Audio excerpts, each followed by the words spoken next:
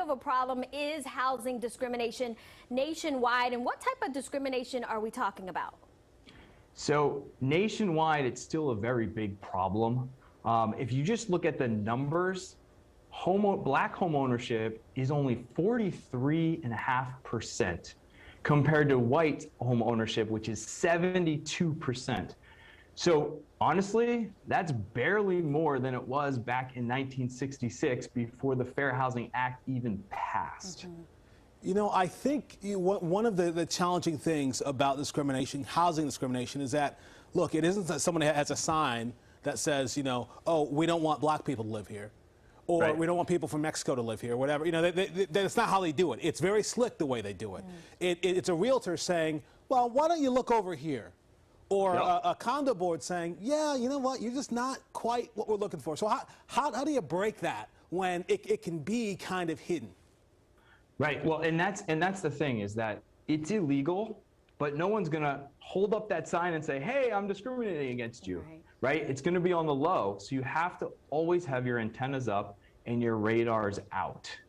And when you're searching, you want to make sure that you have it dialed in the back of your mind. So for example, New York State just passed an SOP law, Standard Operating Procedure Law, that says brokerages must state on their website what their operating procedures are. So for example, do we require you to show photo ID?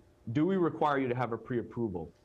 So if you are getting asked what feels to you like a lot of questions, then you can actually go back and look up that brokerage's SOP, their operating procedures, and cross-check if what the agent is doing to you is in fact in line with what the brokerage says. So as Corey was mentioning, you know, a lot of this is hidden and people aren't going to come out and just say, hey, we don't want you here. So how can someone tell if they are actually being discriminated against? So I think the first thing is this: if you're getting really bad service, I will always watch for that. Now, it's possible that it's a bad agent, but if you're getting ghosted a lot and you're getting horrible service, it could be a sign that they're discriminating you or they're treating you unfairly. So you definitely want to be on the lookout for that. We actually just had clients that encountered that the other weekend at an open house. They were super qualified, super excited to see the unit. When they got to the open house, the minute the listing agent looked at them, they dropped their guard and basically tuned them out. And they didn't have a tour, they didn't have their questions answered. I mean, it's horrific. And as soon as another white couple came into the open house, the listing agent lit up, treated them with a gold standard, gave them a tour, answered their questions, and I mean, it's heartbreaking. So my clients got their questions answered, except through the lens of somebody else asking. And it's horrible and it's heartbreaking. And it ended up having the client ask, they asked me, hey, Matthew, can we buy? Of course you can buy, you're super qualified. And the heartbreaking question, is this common? And no, it's not common and should never happen. Okay.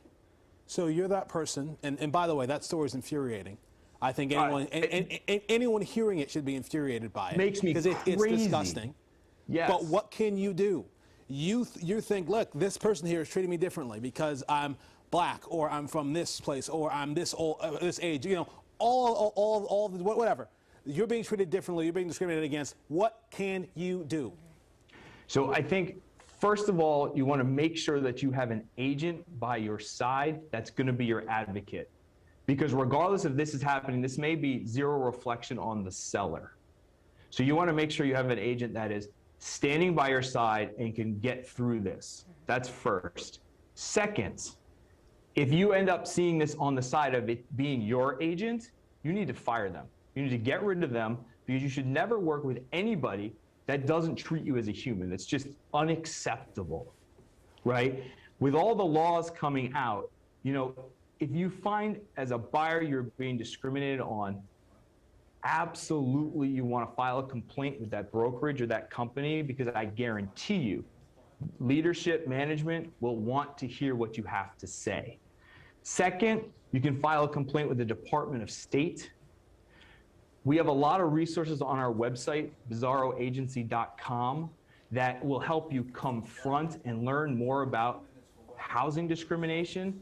But honestly, bottom line is when you're looking for a place to live, stay the course. Always stay the course.